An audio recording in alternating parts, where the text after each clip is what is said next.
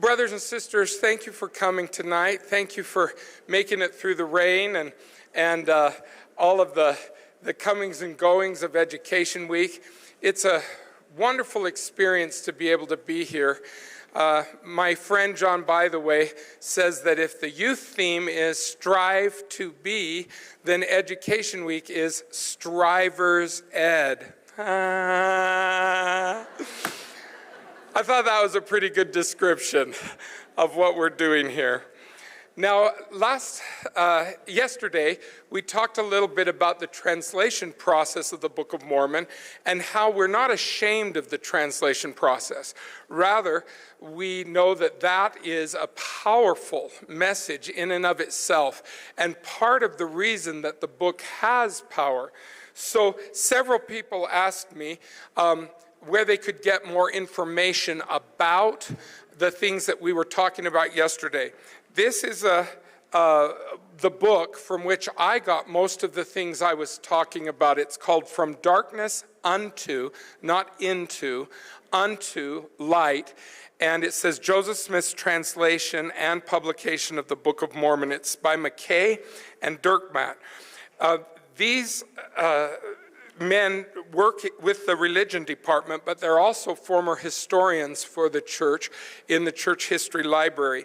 And so here's where you'll be able to find the documentation, the citations, the things that they were citing. I didn't go into a lot of the citations yesterday, so I thought it would be good to be able to just show you a book that would be helpful to you as you learn more about that translation process. Today, I want to talk a little bit about the witnesses of the Book of Mormon and the power that that gives the Book of Mormon.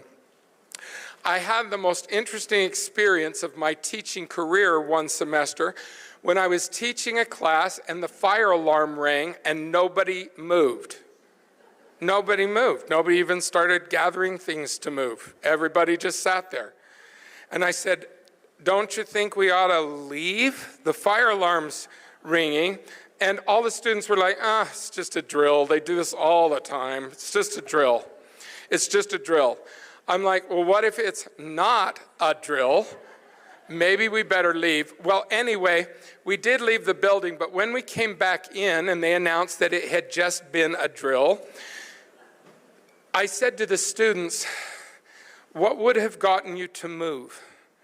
If the fire alarm didn't get you to move, then what would have gotten you to move? If I hadn't have been here and forced you out of the room, what would have moved you? And they said, well, if we'd have seen smoke, if we'd have seen the fire. And I said, by then it may have been too late. I mean, by then you've got a perfect knowledge, and it might work to your disadvantage to have a perfect knowledge at that point. So is there a point between the fire alarm that nobody takes seriously and the fire, which people have to take seriously? Is there a point in between? And as the students talked about it, they finally settled on witnesses. Well, if somebody had come down the hall and said, what are you doing in the building? Get out of here, there's a fire down the hall. Then we may have believed that person. And if multiple people had come and said, there's a fire, we saw it, then we would have been more inclined to follow that person, those people. And I thought, isn't that interesting? There's the power of witnesses in our lives. There's the power of witnesses to move us in safe and life-saving directions. Now, let's go to Alma 30, 44.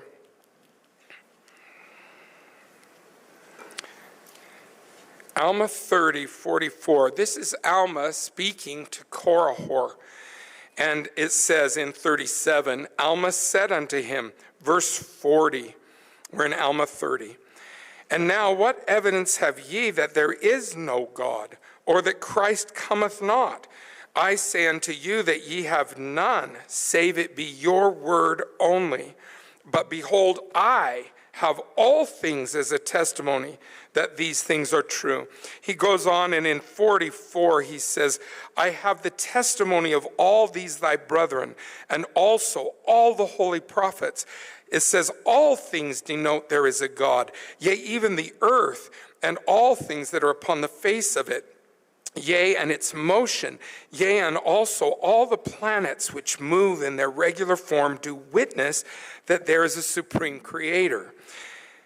Now, the thing that's interesting about Alma's testimony is that he's saying that these are all witnesses of truth, and yet each one of the witnesses that he claims is not enough of a witness that someone is forced to believe.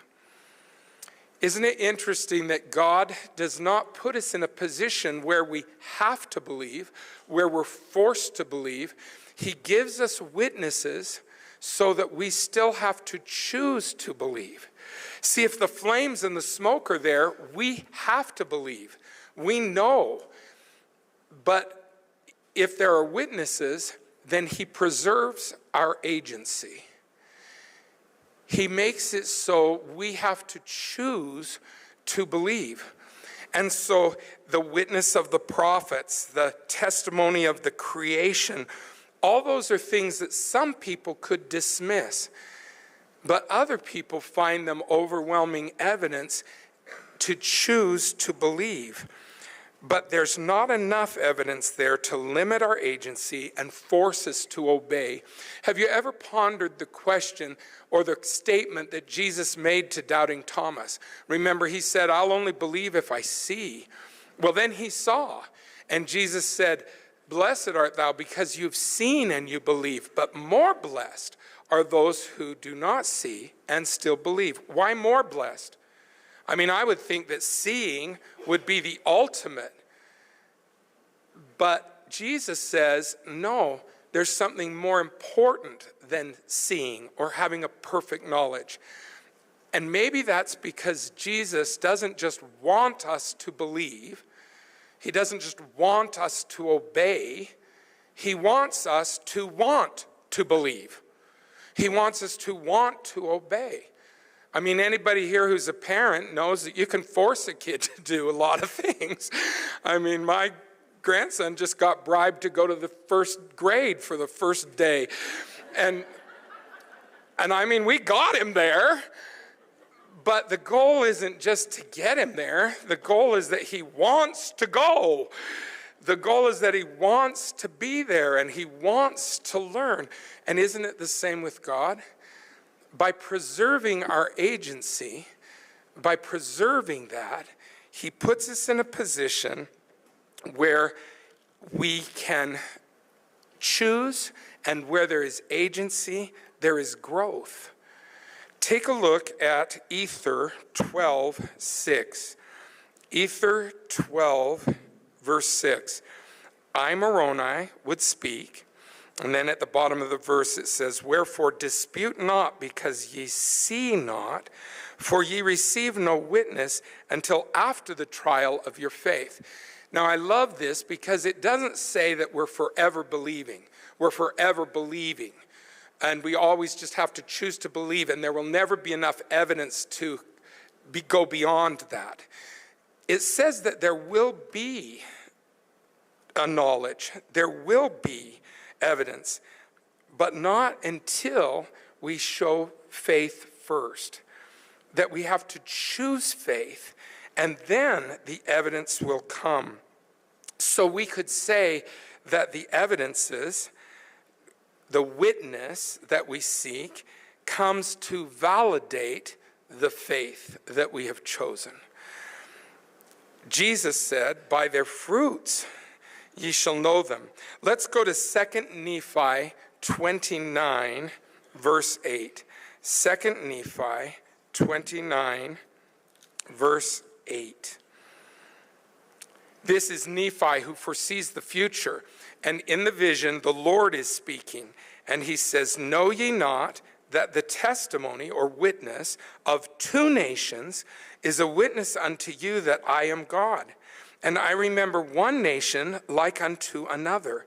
Wherefore I speak the same words unto one nation like unto another. And then the two nations shall run together, and the testimony of the two nations shall run together also. And I do this that I may prove unto many. He wants us to know, and these multiple witnesses provide the fruits by which we can judge the truth and by which we can validate our choice to believe. I think it's so fascinating that people don't want more witnesses. Isn't that interesting? They say, a Bible, we have a Bible. And so we don't want another witness.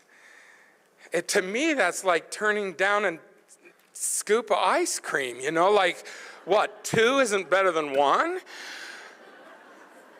Or crumble cookies. I mean, 2 better than 1, yeah. I mean, to me, it just seems like a no-brainer that we should welcome more witnesses because that gives us more validation. And the fruits of these witnesses is something that can be judged. I have a dear friend named Randall Wright.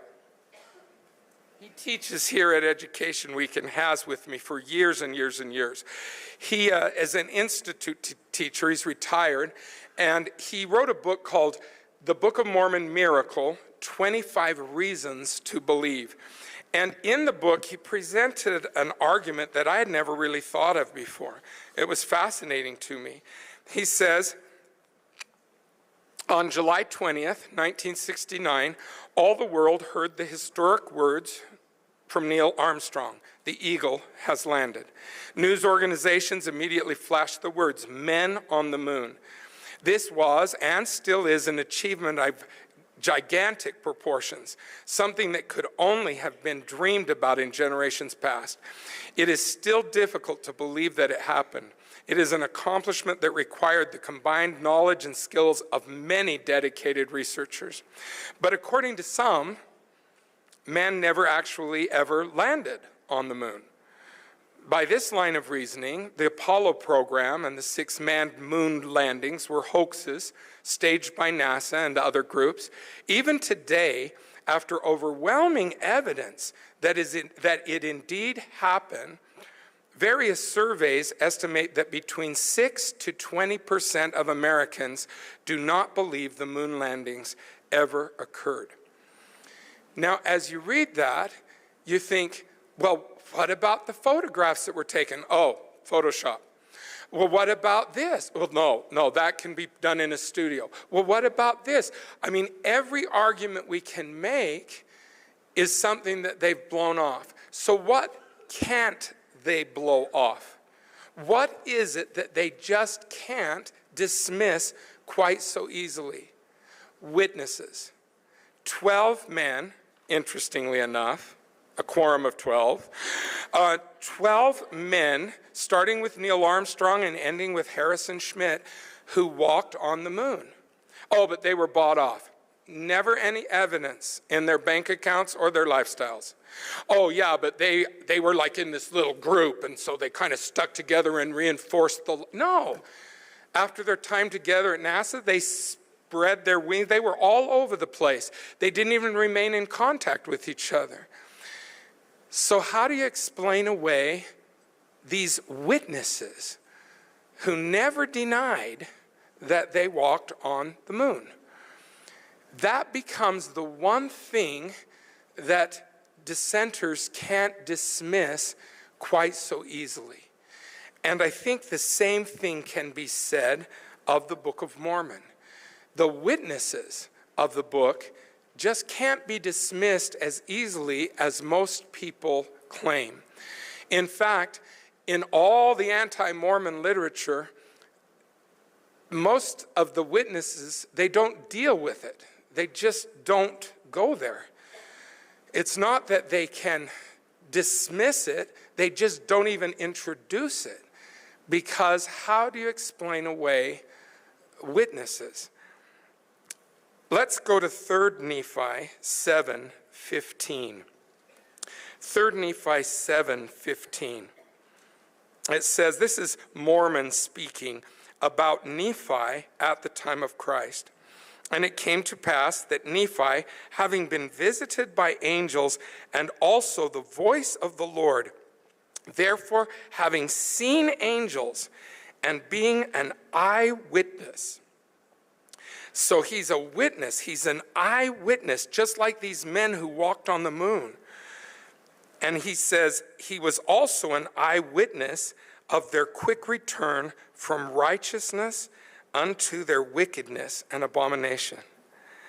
So he witnessed spiritual things, but he also witnessed how quickly the people went from being spiritual to non-believing, and how quick that could happen.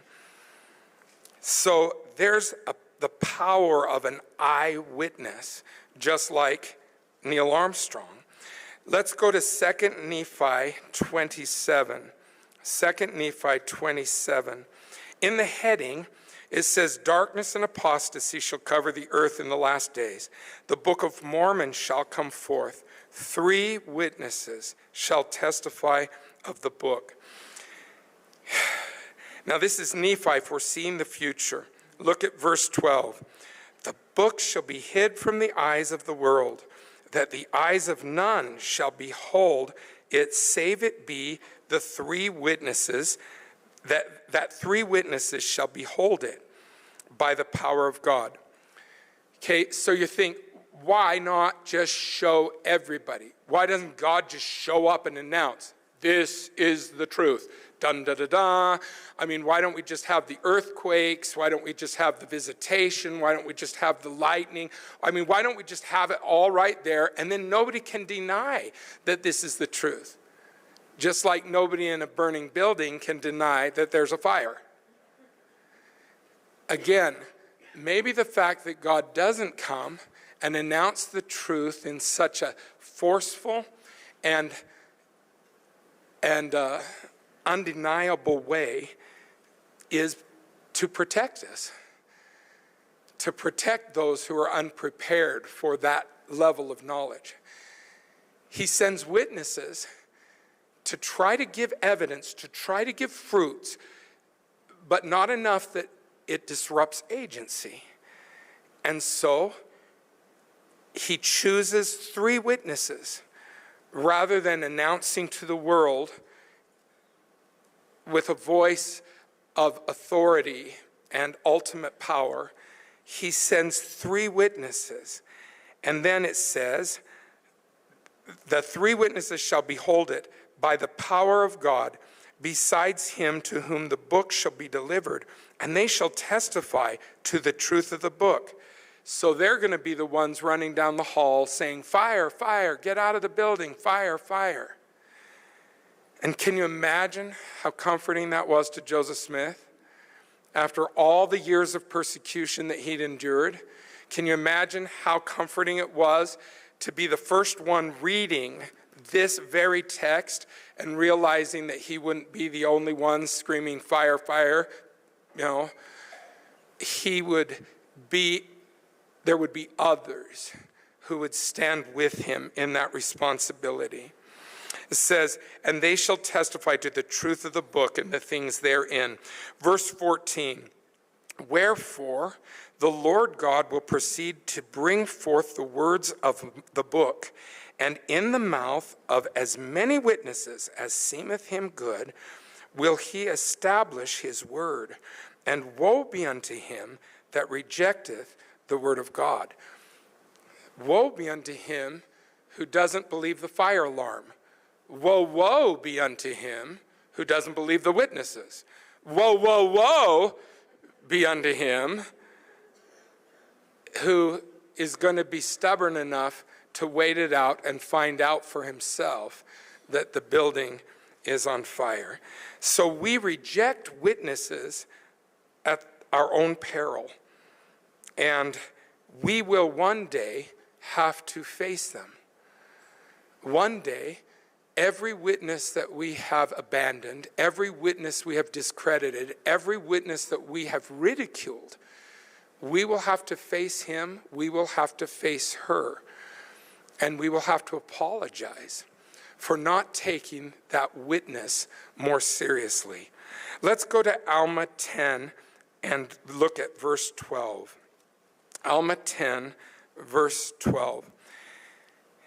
Amulek is testifying along with Alma. And it says in verse 12, "And now when Amulek had spoken these words, the people began to be astonished, seeing there was more than one witness." And I don't think it's just a matter of there being multiple witnesses, but I think it's that Amulek came from such a different background. Alma, well, duh, you expect him to testify. He's like the president of the church. I mean, it's like culturally expected of him. So, yeah, that witness may not mean that much. But Amulek, what does he gain by witnessing? I mean, Alma, he receives a living stipend from the for-profit businesses of the church. I mean, it's definitely to his advantage to testify, but Amulek, what does he get out of the deal? Remember, it's not just the number of witnesses, but it's the difference of those witnesses. Some who witness because it is part of their culture, and some who witness because it is not part of their culture. Some who witness because they were born in the church, others who witness because they're converts to the church, some who witness because they're teaching at Education Week, and others who witness on a mission where nobody even knows what Education Week is. Those various types of witnesses have amazing power. And that's what we start seeing in the witnesses of the Book of Mormon. This variety of levels of faith. Some people get very concerned because some of the witnesses, the 8 witnesses, the 3 witnesses, left the church. And they think that that invalidates their witness. But on the contrary, just like they stood amazed because Amulek was testifying, not just Alma. It's the weakness and humanness of these witnesses that gives their witness even more power. So let's take a look at the 12 witnesses, the quorum of 12 witnesses that God chose to give to us for the Book of Mormon. So let's go ahead and let's turn now to the statement of the witnesses. Now it says the testimony of the 3 witnesses, then it says the testimony of the 8 witnesses. Why doesn't it just say the testimony of the 11 witnesses? Why are they divided? They're different. Remember we said Alma's witness was different than Amulek's, and that gives power. 3 of these witnesses had a supernatural experience. But some people will blow off a supernatural experience. Oh yeah, whatever, angels, yeah, great. So they heard the voice of the Lord, big deal. See, they can blow that off. So somebody else says, hey, I just want the facts, nothing but the facts. Well, then we have the 8 witnesses who didn't have a supernatural experience. They had a very tangible, tactile, natural experience. So let's take a look at those. It says, first of all, the 3 witnesses, for his voice hath declared it unto us. Wherefore we know of a surety. An angel of God came down from heaven, and he brought and laid before our eyes, that we beheld and saw the plates and the engravings thereon. The voice of the Lord commanded us that we should bear record of it. You want the heavens opening. You want angels coming down. You want God opening the heavens to man. It's right there. It's right there. Now, how do people handle this? Well, the 2 main ways that people try to explain this witness away is by saying it was a hallucination or by saying that these witnesses were hypnotized. Let's just think that's very easy. Oh, well, they were just hypnotized. It was just a hallucination. It's easy to throw that out there, but when you stop to think about it, it has some holes in it. Hallucinations are private events. There's no such thing as a group hallucination. That's why when you say you're hearing voices, they always ask, does anyone else hear them talking? Because hallucinations are a very individual thing. And yet these men claim to have the experience together, and they claim to have the same experience. And if you remember right, Martin Harris had the experience different from the other two witnesses. So it kind of shows that maybe this wasn't a hallucination, but was it hypnosis? That's what many people have claimed. But we have no evidence that Joseph Smith knew anything about hypnosis. We have very little evidence that anybody in his day knew much about hypnosis. And we also have to confront the reality that those who are hypnotized do not always remember what they experienced. Have you ever been to one of those hypnotist shows? We went to one. I'm not a real big believer in that sort of stuff. So we went, and the guy's like, okay, put your hands together like this, interlock your fingers. He's like, abracadabra, now you won't be able to unlock your fingers. And I'm like, ta-da! You know, that's Brad. And my daughter-in-law's like, this is Trish. And I'm like, Trish, take your stinking fingers apart.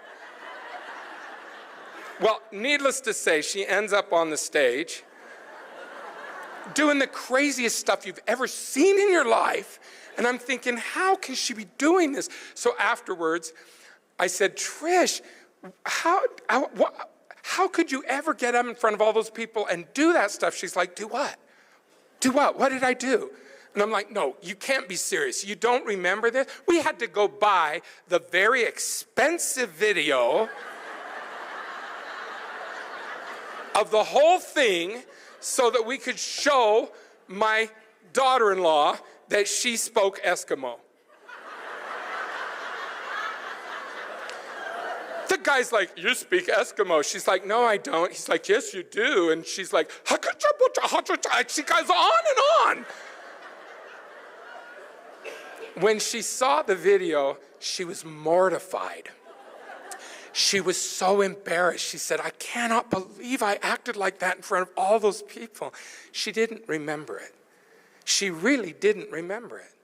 So if the witnesses were hypnotized, then how did they remember in such vivid detail what happened to them after the hypnosis was over? Well, then we have the witness of the 8. They say, no angels, no voice from the Lord, but they say, we did handle with our hands, and we also saw the engravings thereon. This is my favorite word. For we have seen and hefted. Hefted. I carried those plates around yesterday, and I had to have a dolly to drag them around. We have hefted and know of a surety that the said Smith has got the plates. Well, now, how do people explain 8 men who are willing to testify to that? Well, some say they were paid off. But again, no evidence that Joseph Smith had any money or his family, and no evidence in their lives or lifestyles that they ever received huge amount of money. So how do other people explain it? Some say that Joseph Smith made the plates. Now, we have no evidence that Joseph knew how to do any metal work. We have no evidence that he could have created those or made them on his own. And where on earth is Joseph? If Joseph has the money to buy gold and copper and make an alloy, good grief, open a business. I mean, we don't see any evidence that Joseph had the money to pay them or to build the plates himself. And so if somebody else created the plates, don't you think that that person would have taken credit? I mean, sometime over the course of Joseph's life, wouldn't he have said, hey, I made those plates. I made those plates. Of course he would. We always take credit for stuff. You know the Rome Visitor Center window? You know the Visitor Center window in Rome? Maybe you've seen it. Tom Holdman, were you there? Did you see it? Tom Holdman and his wife Gail, who's teaching at Education Week this week, they created a masterpiece, and it's amazing. And do you realize I'm in it? I'm in the window. I have a big old beard. I have big old hair, but I'm in the window. Tom said, Brad, I want you to be in the window. I said, Jesus? He said, no, the money-grubbing Sadducee. And so there I am up on the balcony with a fistful of gold screaming at Jesus. But even though I don't play the heroic part, do I tell people about that? Oh yeah. Do I have that in my home? The minute somebody dares walk into my house, that's me. That's me right there.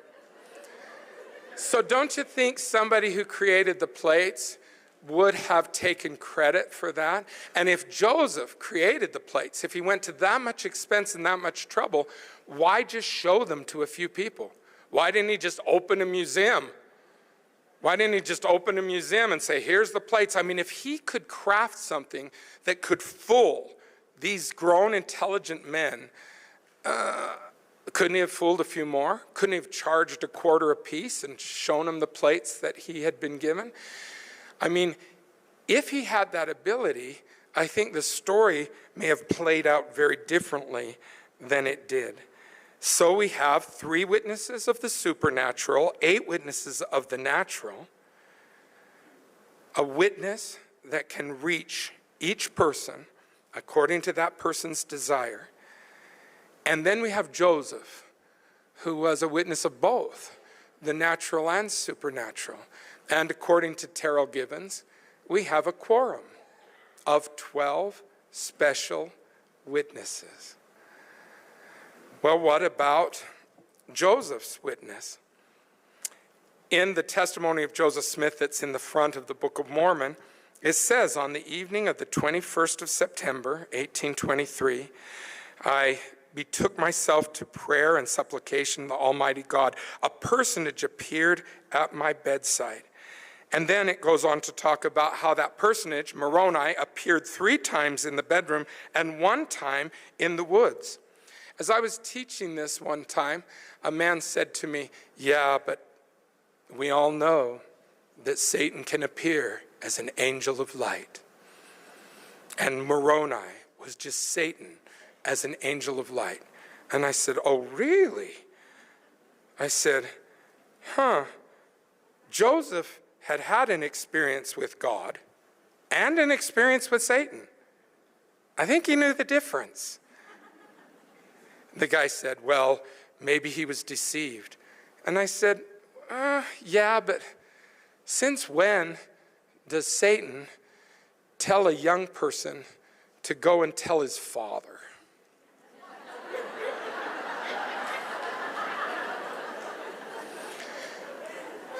I mean, Satan always says, hide, hide. It's our little secret. Don't tell. And what did Moroni say? Go tell your dad. That had to be from God. It had to be from God. And he told his dad, and his dad believed him. Since when does a father believe a young boy? And yet, his father believed him. and said, "This is of God," and said, "Go do what the angel said." It says right here, he commanded me to go and tell my father, tell him of the vision and the commandments which I had received.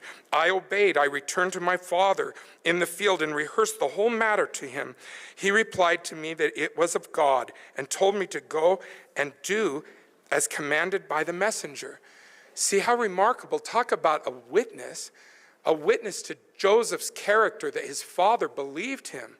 If you were going to play a game with your family, Skull King, Rook, whatever, if you're going to play a game with your family, how many know right now who would be the most likely to cheat? Yep. Oh, you just pointed to your sister. Yeah, I just saw that. How many know who would be the least likely to cheat? Yeah, see, isn't it interesting? If we know that about our families, then wouldn't Joseph Sr. have known if his son were one to tell tales, one to invent stories, one to exaggerate the truth so that he could get out of a little work that day? The fact that Joseph Sr. believed him speaks volumes about Joseph's character as well as the father's character. And he said, "Go do what the angel said." So he goes to the hill on September 22nd, and then he makes an attempt to get them out, and then he's forbidden by the messenger because Moroni says, "You need to value what's on the plates, not just the plates." Here's this poor kid who would like to help his dad pay off the mortgage, and he'd been warned to not be tempted by the value of the plates, but that was his first thought, and Moroni said, "No, that's not what's of value. It's the message on the plates that's of value." And so he said, "You can't have them now, and you need to come back once a year." So he kind of becomes Joseph's seminary teacher, 4 years. But we get it in our minds that he came back once a year, and they had this personal priesthood interview once a year. But that's not the case. Moroni became much more than a teacher. Moroni became a mentor. What's the difference between a teacher and a mentor? I can be teaching you without knowing you, but a mentor knows you. And that relationship is strong and personal enough that he or she is invested in your success.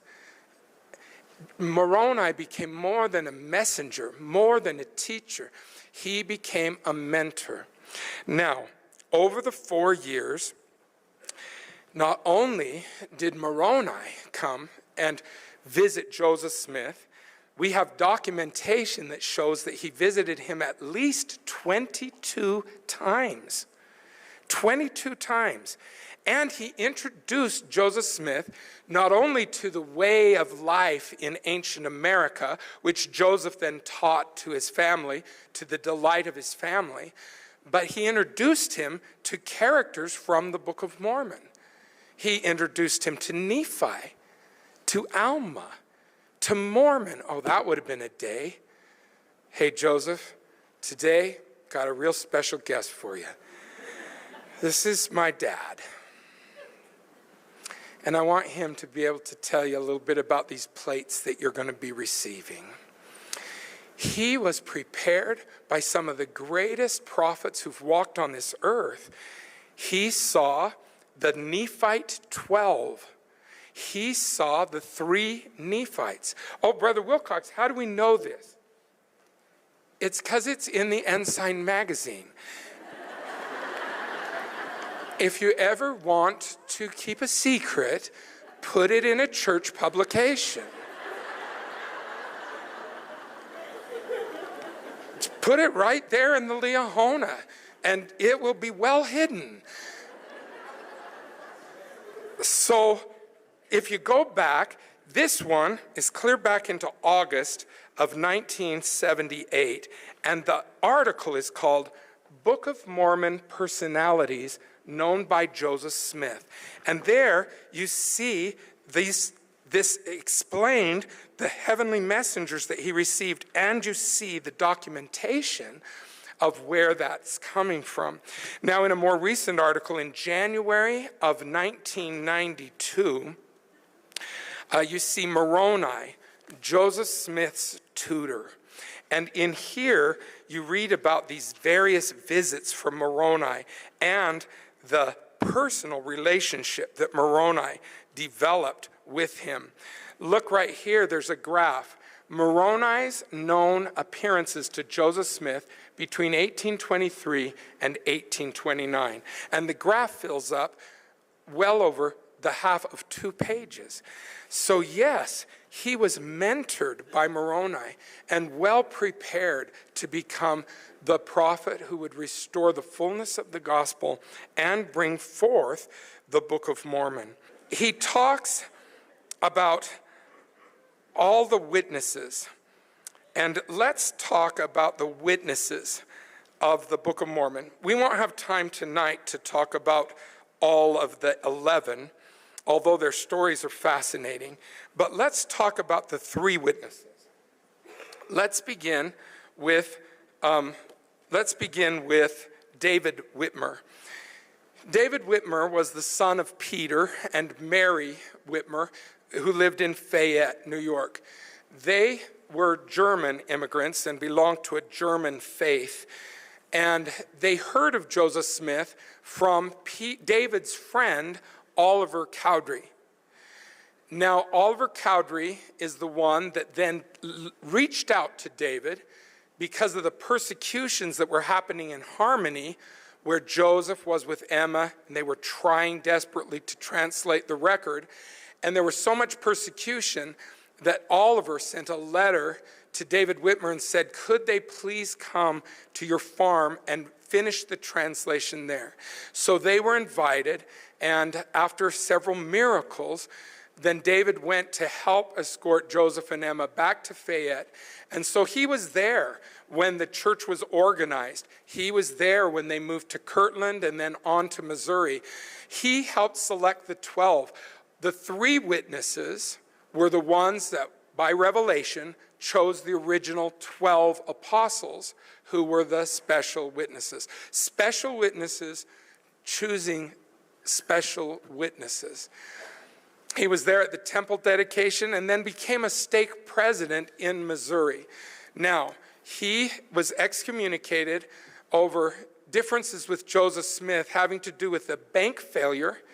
Remember, in Kirtland, they started a bank because nobody would give credit to the converts who had given up most of their money to come to Ohio, and none of the banks would give them credit. So they said, well, if we start our own bank, then we can give credit, and then they can pay it back as they have the chance.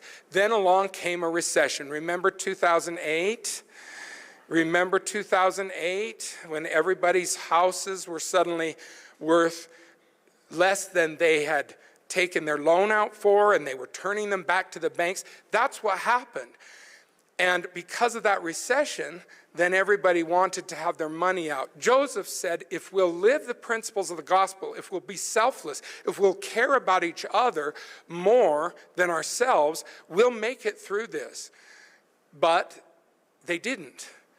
And so then Joseph became the scapegoat, and they blamed the bank failure on him.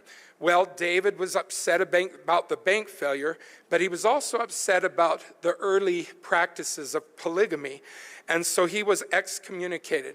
Now, those who say that these men were crazies, that these were wild men that no one respected, they were always on the fringe of society, how do they explain the fact that he went on to become the mayor of Richmond, Missouri, and was the mayor of that community where he's buried for many, many years? This was a man who was very respected by his neighbors. He was esteemed by the community around him.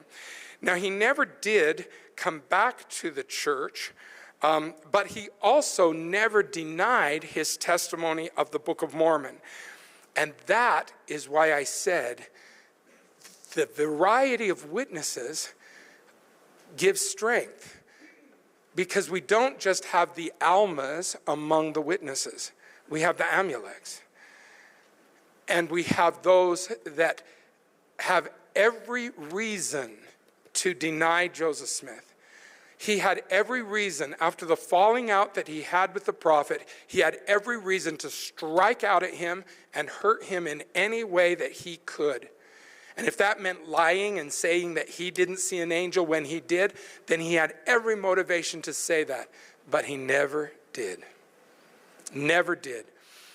He spoke in 1880 to a man named John Murphy, who interviewed David Whitmer and later published the account, suggesting that perhaps Whitmer's experience was a, quote, delusion or perhaps a cunning scheme.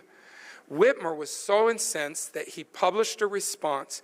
He said, "I wish now, standing as it were in the very sunset of my life and in the fear of God, once for all to make this public statement that I have never at any time denied that testimony. He that hath an ear to hear, let him hear. It was no delusion." Whitmer ordered that his testimony of the Book of Mormon be placed on his tombstone.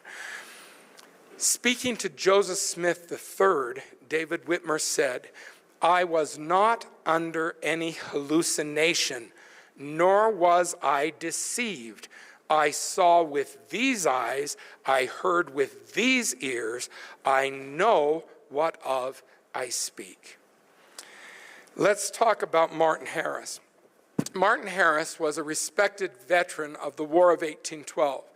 Now, we had the Revolutionary War, and then the War of 1812 is where we got the Star-Spangled Banner. You remember the story? The flag was still there. That was in the War of 1812, and it was in that war that Martin Harris fought. The veterans of the Revolutionary War and the veterans of the War of 1812 were paid often in land.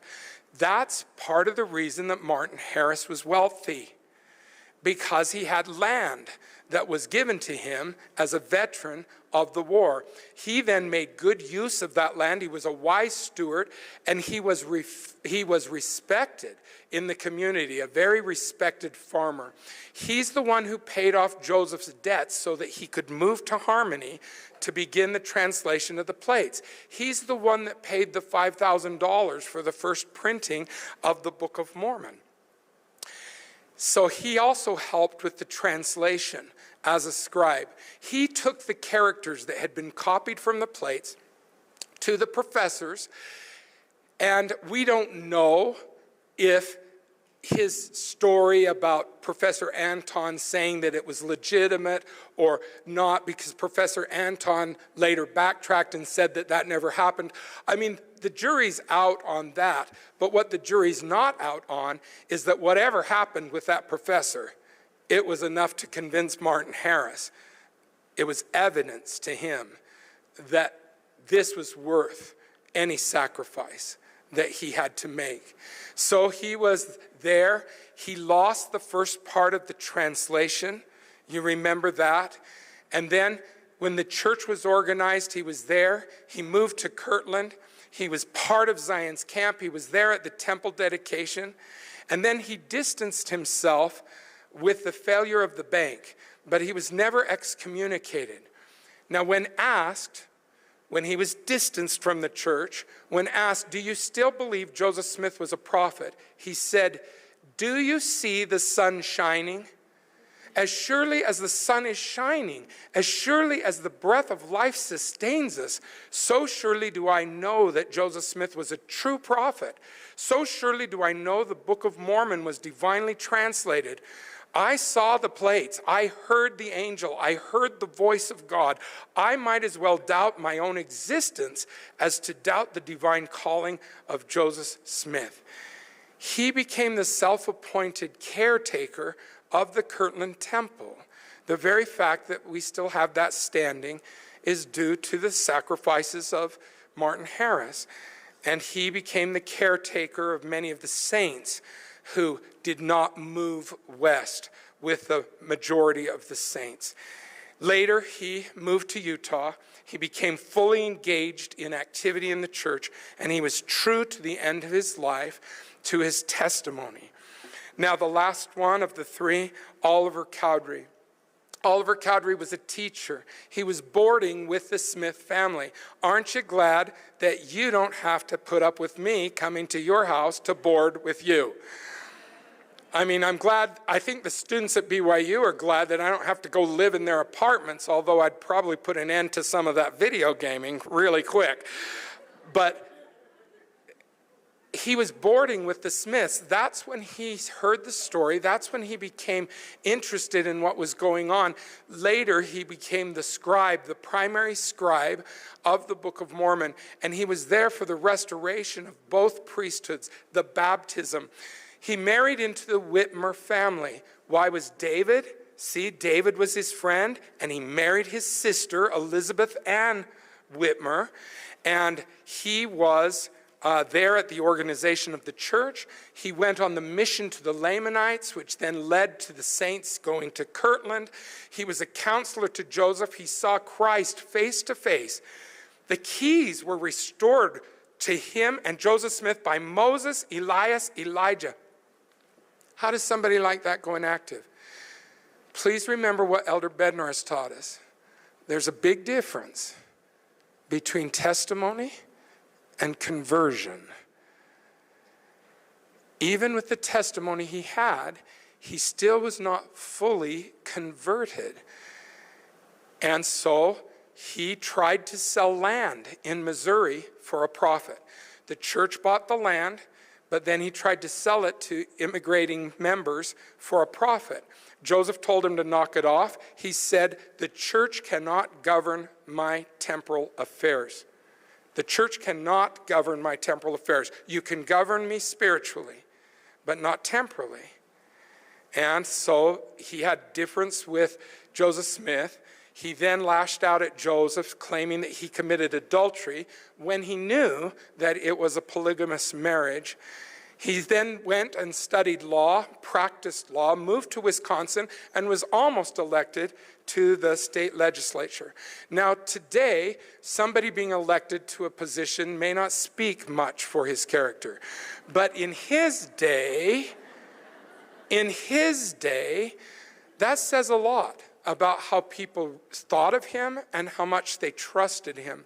He was almost elected to the state legislature. He sought rebaptism in Iowa, which he was granted, and then he went to Missouri to winter there. Some believe it was to try to convince his brother-in-law, David Whitmer, to also come back to the church.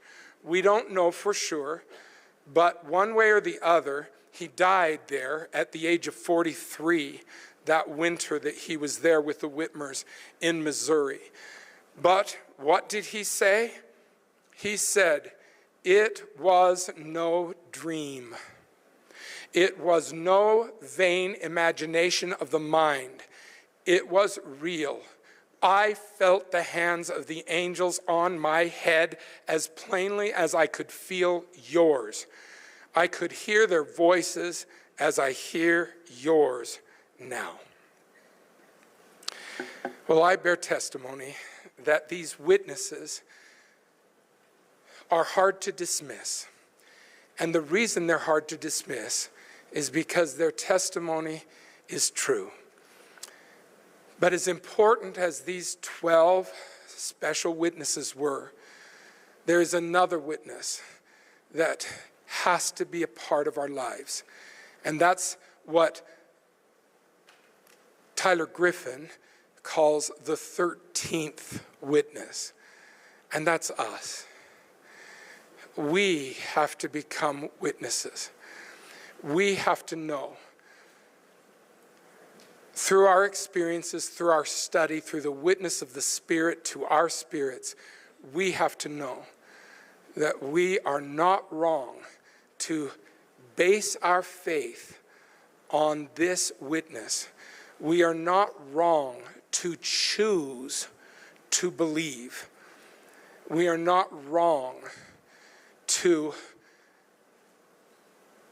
believe because Jesus said, "By their fruits ye shall know them." And he said, Blessed, more blessed are ye, if ye believe and have not seen. I testify that as we choose to believe, as these witnesses actually get us out of our chairs and out of the fiery, burning building, we will be grateful to them. We will be grateful to God for providing them. And one day, may we all stand face to face with them and say, I too am a witness. And I say this in the name of Jesus Christ. Amen.